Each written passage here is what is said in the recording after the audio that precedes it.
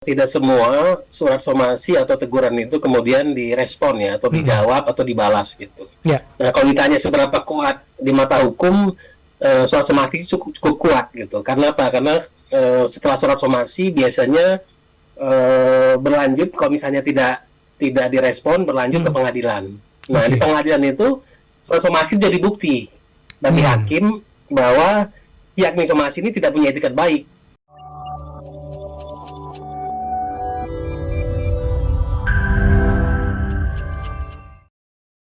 Efektifkah somasi sampai berapa kali menurut Pak Ori Rahman dari SEA ini? Berapa kali efektifnya? Satu, ya, dua? efektifnya somasi itu kalau saya biasanya 2 kali. Ya. 2 kali itu sebenarnya sudah menunjukkan bahwa apakah yang disomasi itu punya etikat baik atau tidak. Untuk kemudian mau merespon surat somasi. Gitu. Jadi saya jarang 3 kali ya, jadi 2 kali itu saya sampai 2 kali. Setelah itu baru ngambil langkah hukum ya ke pengadilan. Iya, 2 kali ya efektifnya ya. 2 kali. Kalaupun terjadi sampai 3 kali, itu biasanya kenapa faktornya? Atau mungkin ada miskomunikasi atau seperti apa tuh, Mas Ori?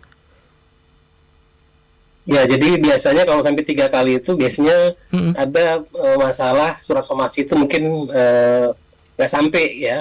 Tidak diterima orang yang disomasi gitu. Baik. Sehingga kita yang pengacara yang somasi itu masih memberikan kesempatan lah untuk dia, karena kadang kan somasi itu di surat somasi itu meninggalkan nomor telepon, kemudian yang menerima somasi bilang saya belum terima surat somasinya gitu kan, dia bilang mungkin ada faktor di kantornya atau di perusahaannya ya, surat itu mungkin masih nyangkut di mana gitu, sehingga dengan pernyataan seperti itu masih diberikan lagi kesempatan atau waktu untuk diberikan somasi ketiga.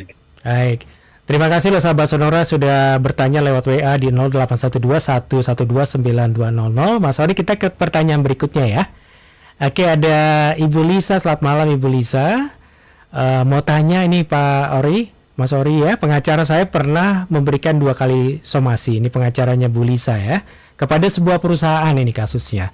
Tetapi 2 somasi tersebut tidak pernah digubris oleh perusahaan. Sebenarnya seberapa kuat surat somasi di mata hukum? Apakah surat somasi itu hanya gertak sambal saja dalam tanda kutip? Mas Ori? Ya, jadi tidak semua surat somasi atau teguran itu kemudian direspon ya, atau dijawab atau dibalas gitu. Ya. Nah, kalau ditanya seberapa kuat di mata hukum, surat somasi cukup kuat gitu. Karena apa? Karena setelah surat somasi biasanya berlanjut, kalau misalnya tidak direspon, berlanjut ke pengadilan. Nah, di pengadilan itu surat somasi jadi bukti bagi hakim bahwa pihak somasi ini tidak punya etikat baik untuk kemudian mau menyelesaikan masalahnya gitu, sehingga dia nanti di mata hakim mendapatkan nilai jelek gitu ya, karena dia udah dikirim somasi kemudian mau menyelesaikan tapi tidak direspon gitu. Nah, itu kemudian jadi bukti di pengadilan, somasi 1 somasi 2 itu jadi bukti ke hakim bahwa dia tidak punya etikat baik untuk menyelesaikan masalahnya gitu. Oke, berarti ini somasi itu bisa dilayangkan dari pribadi ke perusahaan juga ya Mas Ori, atau sebaliknya, barangkali seperti itu? Iya, bisa. Jadi somasi itu bisa dari perorangan ke perusahaan, bisa antar perusahaan, bisa antar perorangan, bisa perusahaan ke perorangan, ya jadi subjek hukum ya. Jadi somasi itu bisa dilayangkan antar subjek hukum gitu. Iya, sebatas tentunya frame-nya mereka punya perikatan atau perjanjian tertentu ya Mas ya? Iya, jadi dasarnya itu kalau misalnya mau menggugat wan prestasi ke pengadilan atau gugatan ingkar janji, maka dasarnya adalah hubungan hukumnya adalah sebuah perjanjian. Gitu ya. Perjanjian itu tidak dilaksanakan, kemudian disomasi, somasi itu kemudian tidak direspon, gitu, atau direspon tapi kemudian pihak yang disomasi itu tidak etikat baik untuk menyelesaikannya atau mengembalikan uang atau mengerjakan kewajibannya gitu. Nah, kemudian berlanjutlah ke pengadilan. Jadi somasi itu bukan gertak sambal ya.